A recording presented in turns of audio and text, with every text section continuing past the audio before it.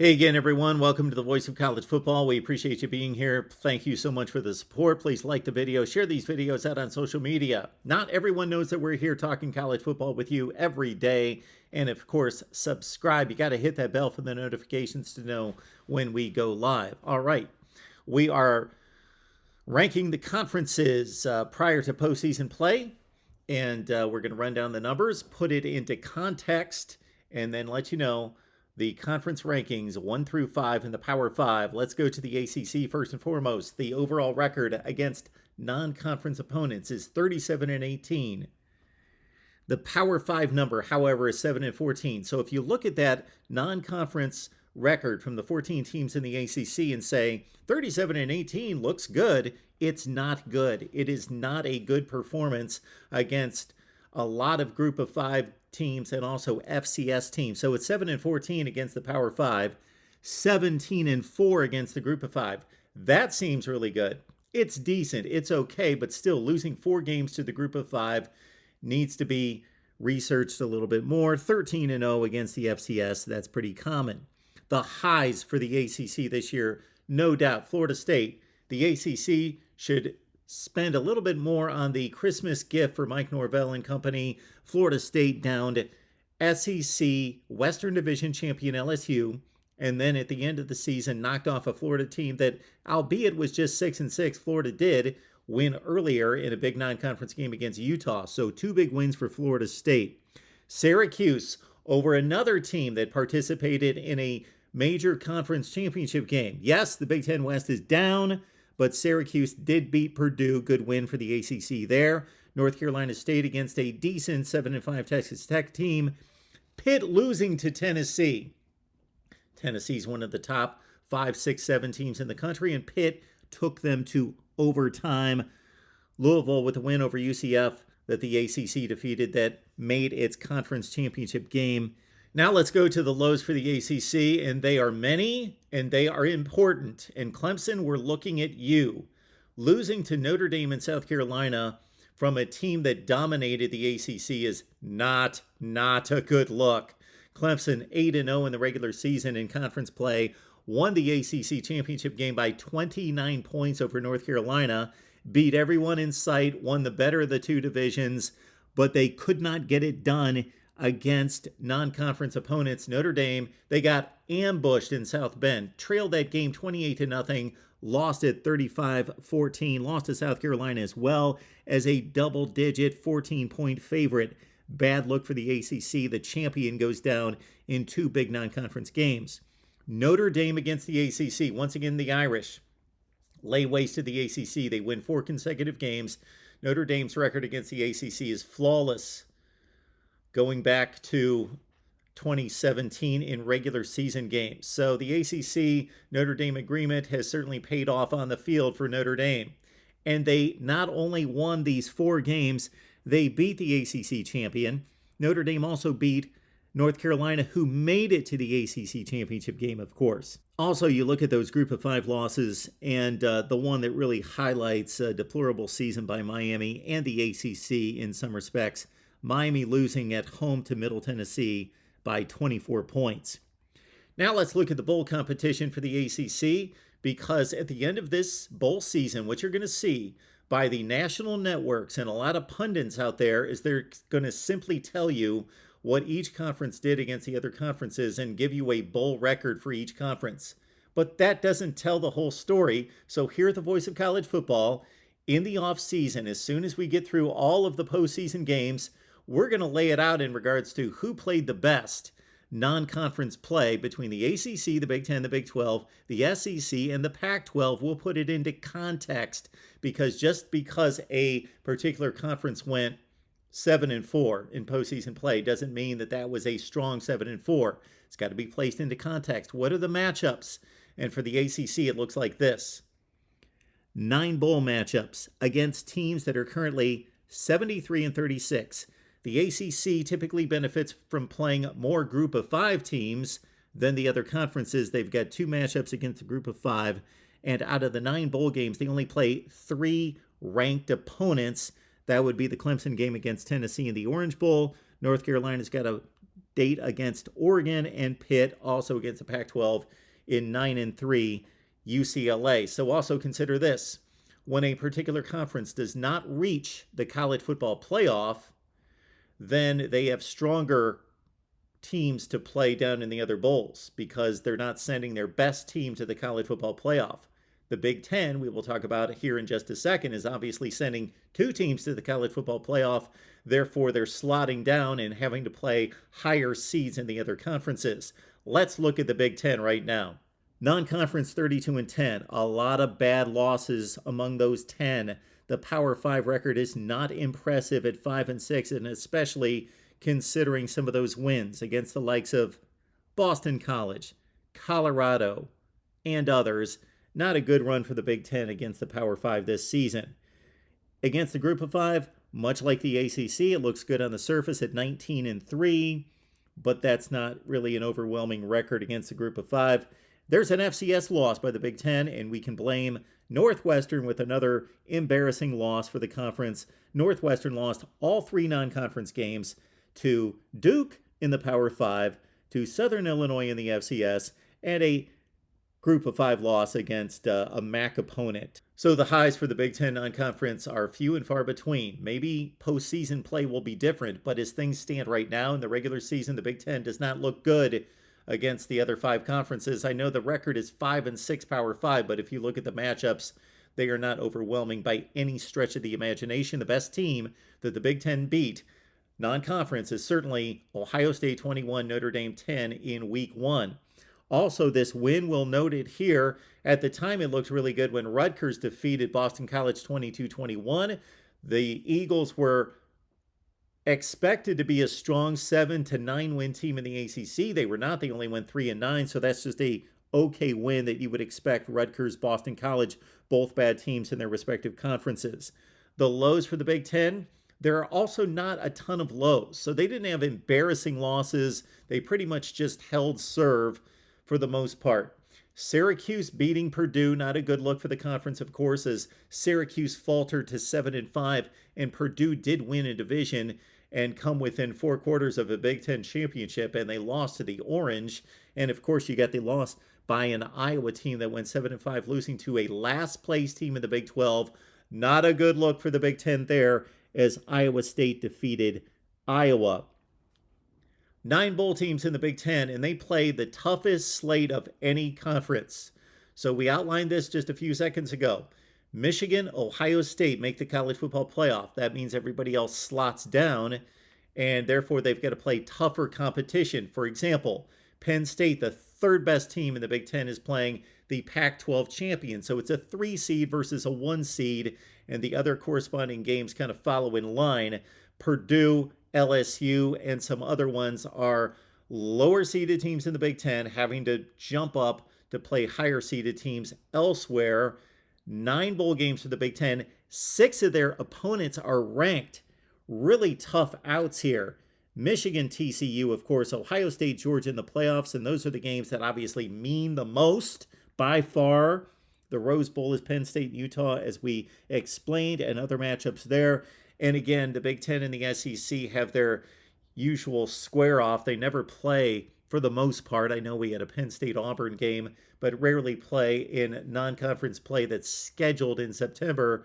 But they have all these bowl tie-ins that present us a lot of intriguing matchups between the 2 power conferences in college football. So if you're a Pac-12, Big 12, an ACC fan, we understand that the Big Ten may not be as good as your conference this year, but when we talk about the power and the brand, the money, the revenue, everything that goes along with it, we clearly see where college football has been, where it stands now, and where it's headed. It's been owned by the SEC and the Big Ten, and will continue to be so, even more so with Texas, Oklahoma going to the SEC and USC, UCLA onto the Big Ten. So that's the showing for the Big Ten this season with some interesting bowl dates coming up. I love the Illinois-Mississippi State game in particular, SEC versus Big Ten. Another rematch here, Kentucky and Iowa get it on as well.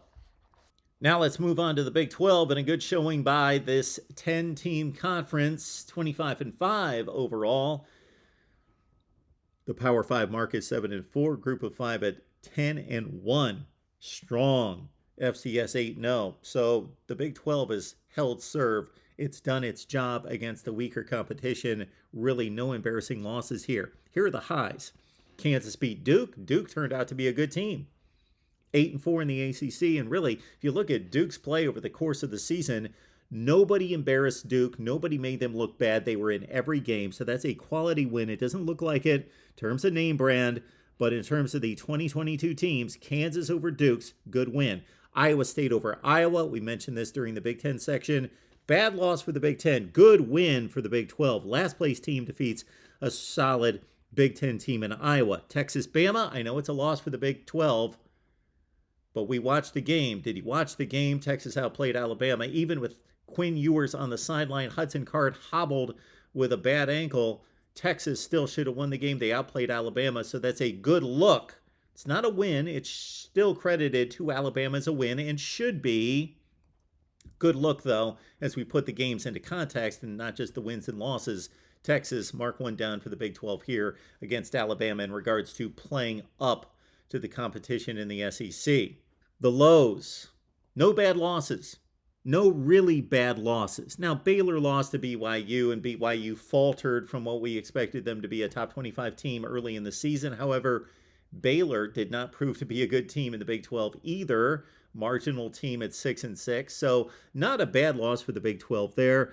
The one that would jump out is, of course, anytime you lose to a group of five, and that's the Big 12 champion, Kansas State, losing to Tulane 17-10 at home way back in September. Well, Tulane turned out to be an outstanding team.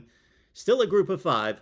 The American Conference champion, Tulane, a top 25 team, knocks off Kansas State. So from a metric standpoint, not a bad loss, but from a perception standpoint, Big 12 losing to a group of five shouldn't happen. Bowls, 8 for the Big 12. 8 of 10 teams go to bowl play. And that's a byproduct of going 25-5 non-conference because, of course, the league goes 500 against itself. So you got to win the non-conference games to get to bowl play, because if you've got a bunch of 3-6 teams, and if they don't sweep out of conference, they're not going to get to a bowl game. And that's exactly what happened to the likes of Kansas and Oklahoma. 3-6 in the conference, sweep outside the conference, and go 6-6 to reach postseason play. TCU's got a tough matchup against Michigan, Kansas State against Alabama. Texas, Washington, interesting matchup between the Pac-12 and the Big 12. Texas Tech, Ole Miss, we see that right there as well. 4 of the 8 bowl opponents by the Big 12 are ranked teams, and we see where the overall record for all the teams that the Big 12 is facing in postseason competition at 71-26. Next up is the Pac-12, the weakest conference in college football over the past 4 or 5 years. Vying for the last spot with the ACC, but you got to give the nod to the ACC during the college football playoff era because of one Clemson. They've had the elite program that has produced in the postseason, so you got to go ACC over Pac-12 because it's been so close, and really the Pac-12 has been pretty deplorable, coming off a 3-16 season non-conference in 2021. But hey, thumbs up to the Pac-12, the most improved conference by far. No question about that. It's difficult to separate the conferences right now until we get through postseason play. But for right now, there's no question that the Pac-12 has upgraded significantly in 2022.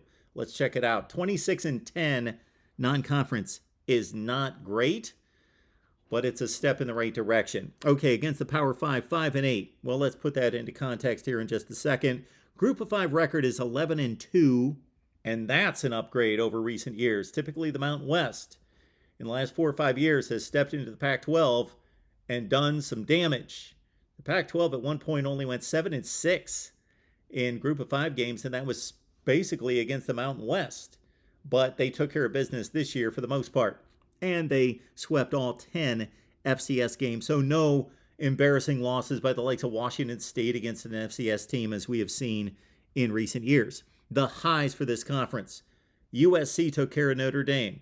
Big step in the right direction for USC. They'd lost to the Irish, I think, 5 consecutive seasons and got to the brink of a college football playoff appearance based on that dominant, decisive win at home against Notre Dame. Also, how about Stanford over Notre Dame? How in the world did that even happen? But it did.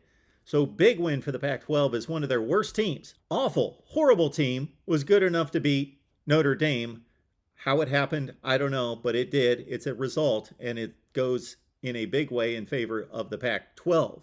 Also, a couple wins over the Big Ten that at the time looked like they were bigger wins than they turned out to be. Washington defeated Michigan State. We had a Wisconsin loss against Washington State. Wazoo went out to Madison and won that game. Well, Wisconsin turned out to be 6-6, not their typical 10-2, 9-3. They were a top 15 team at the time of the game. So Wazoo won as an 18-point dog. Good win for the Pac-12, but as it turned out, yeah, an okay win. Actually, Washington State turned out to be better than Wisconsin at 7-5 versus 6-6. Same thing with Washington at Michigan State. At the time that they played, the Huskies are coming off a 4-8 campaign. Michigan State coming off 11-2 in a top 10 finish. And we're number 11 in the country. Washington, though, proves to be the much better team at 10-2.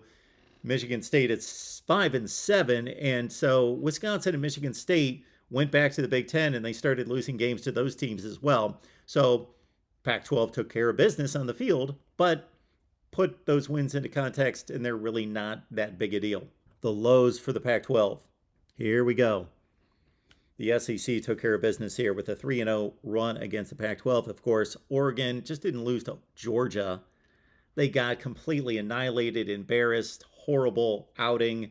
So if Oregon loses by 3 touchdowns, that's still not a good loss, but we could understand, okay, they lost 35-14 to Georgia, but they got just completely run out of the stadium. So that's a bad look for the Pac-12. There's no excuse. One of your best teams goes and loses by that kind of margin, 46 points.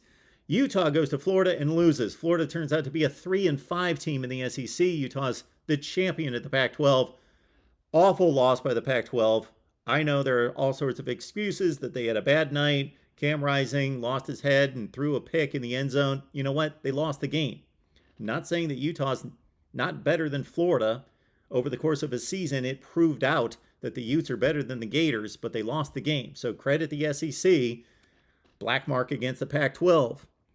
Also, UCLA struggling with South Alabama at home, 32-31. Not the best right there. South Alabama turned out to be a quality group of 5 team, but still, UCLA messing around with a last-second PAT touchdown and the narrow margin of victory against South Alabama. Arizona State lost to Eastern Michigan, then lost coach Herm Edwards, so a bad loss. Anytime you lose to a group of 5, especially if it's not an upper tier, Boise State, Fresno State, Cincinnati, UCF, somebody like that. No, it was to Eastern Michigan, to Arizona State. And of course, the entire Colorado season was just a complete black mark against the conference. Colorado's awful. They lost all their non-conference games. Their win was against Cal. Let's get to the bowl competition for the Pac-12, and maybe the Pac-12 is going to win a game, or maybe 2 or 5. They look to be in decent shape in these games. They have an opportunity to really raise their status, their reputation, their perception across the nation if they can win some of these matchups, and they are pretty favorable for them. 7 games for the Pac-12. They play 3 ranked teams. That's Utah, Penn State in the Rose Bowl. That's Tulane, USC in the Cotton Bowl. That is a game against Texas as well in the game against Washington, which I believe is the Alamo Bowl. 2 group of 5 opponents. The entirety of the bowl opponents are a respectable 61-26 for the Pac-12. And again, there's a gimme game right there waiting for the Pac-12 right out of the gate as Oregon State in the Vegas Bowl takes on Florida.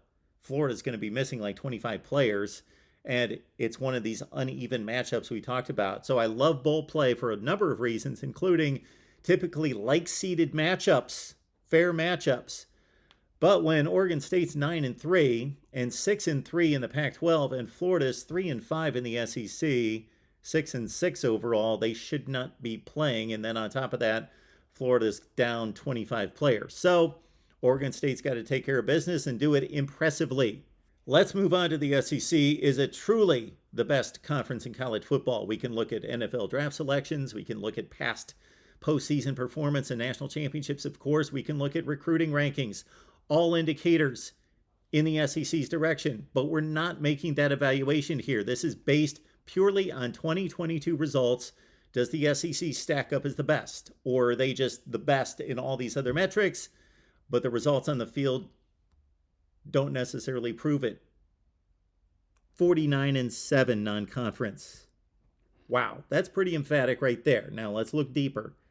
11-5 against the Power 5. That's strong. Group of 5, 25-2. The losses, well, Texas A&M lost to App State and Arkansas lost to Liberty. Two pretty bad losses, but two good quality Group of 5 teams. FCS record perfect for the SEC at 13-0. The highs for this conference came on opening day right out of the gate. Georgia just lays the hammer on Oregon, and then Georgia lays the hammer on everyone for the most part throughout the season. Big win for the SEC right there.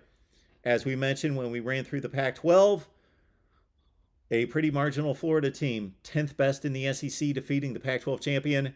Good luck for the SEC once again. We also had South Carolina Clemson. Okay, this is huge for the SEC. They knock off another conference champion. South Carolina defeats Clemson. Big win. Another 9th, 8th best team in the SEC defeats a conference champion. Bama beat Texas. We talked about that being a credit to a certain extent for the Big 12 in a close game, outplayed Bama, but the pure win is in the SEC's category and should be credited to the SEC. Kentucky down Louisville, not close. Kentucky took care of business there against a like-seeded team. Tennessee beat Pitt. They should beat Pitt. Pitt's an 8-4 team. Tennessee's a top 5 to 10 team in the nation, but still, they got the job done against a quality non-conference opponent. Lows for the SEC, we mentioned the two black marks, and that's Arkansas Liberty, and that's more than anything a black mark against Texas A&M. Losing to App State, sure, bad against the SEC, but that pretty much just is the microcosm of Texas A&M's 5-7, disappointing more than anybody else in college football season in 22. And the Florida State sweep against LSU in Florida doesn't look great for the SEC, although, hey, Florida State's a good football team. They finished 9-3. They're looking for a 10-win season for the first time since 2016, and it was a 1-point, got a block of PAT at the gun loss. And then again, Florida should not be competing with Florida State, and if anything, the Gators did compete on the field in a very close game against Florida State. So the SEC didn't really have horrible looks throughout the season by any stretch. Let's put it all together here. We've got the SEC by far with the best non-conference record at 49-7. That's 56 games against non-conference opponents. Of course, only 16 of those against the Power 5. The ACC by far the worst. They lost 18 games out of conference, and the Big 12 fared well outside the league at 25-5. And then against the Power 5, the SEC by far the best at 11-5. They also beat the best teams. They beat Oregon, Utah, Clemson, Texas, Louisville, Pitt, and others. The Group of 5 standings here, we see where the SEC lost 2 games, 25-2. The Big 12 had a nice run at 10-1. The Big 10, the ACC, pretty much doing what you should do against the Group of 5. And the Pac-12 did lose 2 games against the Group of 5 as well. Against the FCS, everybody won all their games except for lowly Northwestern, and the Big 10 did lose to Southern Illinois. So the final there, 8-1 for the Big 10 against the FCS. We see where the Big 10 is playing the toughest bowl schedule. This is going to be interesting to dissect and put into context. We know that there are opt-outs and injuries and all of that to take into consideration, but we're going to run down the postseason. We're going to do all of this again. However, we're going to add to it seedings. So when we do this in the offseason, just a few days after the national championship game, we are going to compare the conferences, and we're going to take into consideration the seedings. So if a number 1 beats a number 1 in another conference, that's a great win, but that's not nearly as good as a number 10 in a particular conference defeating the top team, the number 1 seed in another conference. So we're going to weight the games based on seedings, throw all this together after we get through all the bowls and the college football playoffs and national championship game to present to you the best and 2, 3, 4, and 5. But as it stands right now, the SEC is clearly number 1 And then it is very difficult to decide between the Big Ten, the Pac 12, and the Big 12. I'm going to go Big 12 right now.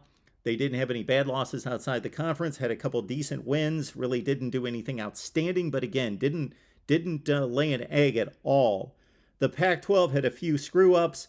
They stepped out there and defeated Notre Dame a couple times. Those were the big wins from the Pac 12. Certainly, the Pac 12 decidedly better than it's been over the last several seasons. I'm going to put the Big Ten right now at number 4, even though I believe it's the second best conference based on the results, and that's all we're going by. Not my opinion. We're going by the results on the field. The Big Ten is number 4, and the ACC is clearly number 5, 37-18, 7-14. Power 5. The ACC is the worst conference right now, but they've got some opportunities to make amends and prove that they are better than that. Our college football conference rankings, the Power 5, 1 through 5. Leave your comments below, and remember, we'll be back after the conclusion of the season to do it all again and throw in the postseason and the college football playoffs right here at the Voice of College Football.